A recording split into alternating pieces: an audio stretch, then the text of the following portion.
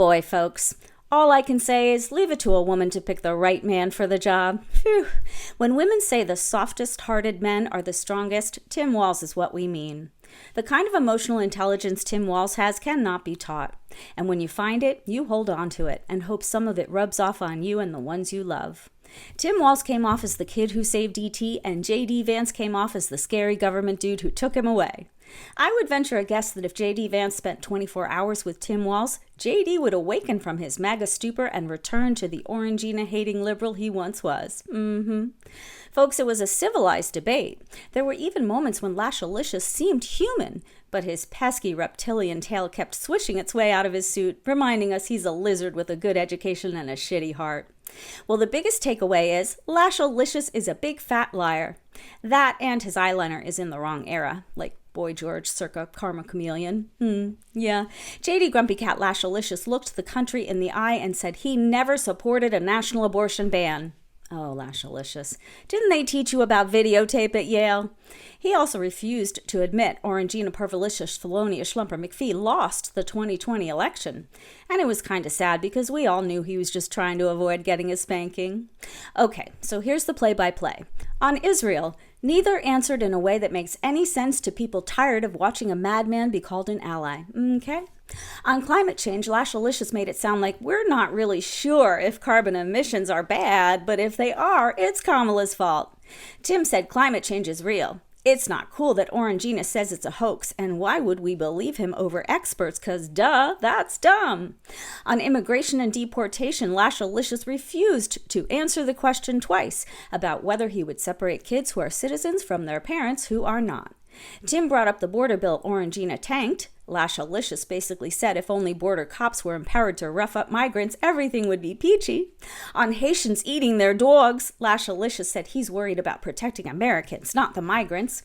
He was pissy when he was reminded many of the Haitians in Springfield are citizens. On the economy, Tim said Orangina screwed it up with his catastrophic COVID response and because he lined the pockets of rich people. Chef's kiss was when Tim reminded us Orangina hasn't paid tax in 15 years. Lashalicious said, "Nuh-uh, the tax cuts totally went to the middle and working class." Nobody believed him. On calling Orangina H to the Hitler in 2020, Lashalicious said, "I was wrong. He's the bee's knees." On abortion, Tim told stories of 2 women and a 12-year-old girl who were traumatized by the effects of Roe being overturned. Tim talked about Project 2025's plan to keep a pregnancy registry, enact a federal ban, and limit IVF. He said Dems aren't pro-abortion, we're pro-women. And every woman on the right side of history did a little happy dance in their mind. Lashalicious said, "I know women who needed to terminate babies, and it is sad." He denied supporting the national abortion ban, which was really the beginning of the end for him because, videotape. Missing the irony, he said, "We have to get women to trust us again." Subtext, long enough to make them think we'll take care of them if they have babies for us. Tim said if you wanted it to be easier to have babies, you'd have programs for that in your budget. But no. Also, Minnesota has the lowest teen pregnancy rate in the country, so suck it, Grumpy Cat.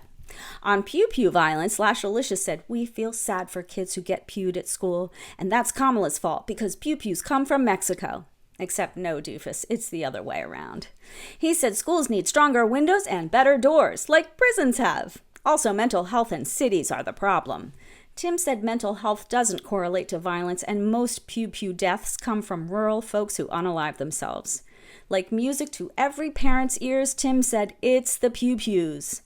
On healthcare, Lashalicious said Orangina totally has more than a concept of a plan. He just didn't want to bore the non-existent debate audience with the details. The whole country laughed. He said Orangina could have dropped the ACA, but he chose to strengthen it. The country laughed again. Tim gently reminded Lashalicious that Orangina sued to overturn the ACA and lost, and John McCain ultimately saved the bill. When asked if he would have certified the results of the 2020 election like Pence did, Lashalicious said, "I want to focus on the future. Let's talk about inflation." He said Kamala's censorship is the real threat to democracy. The whole country spit out their drink. Lashalicious said it's rich to say Orangina was a threat to democracy because he totally gave in and turned over the office on January 20th. Tim asked point blank, did Orangina lose the election?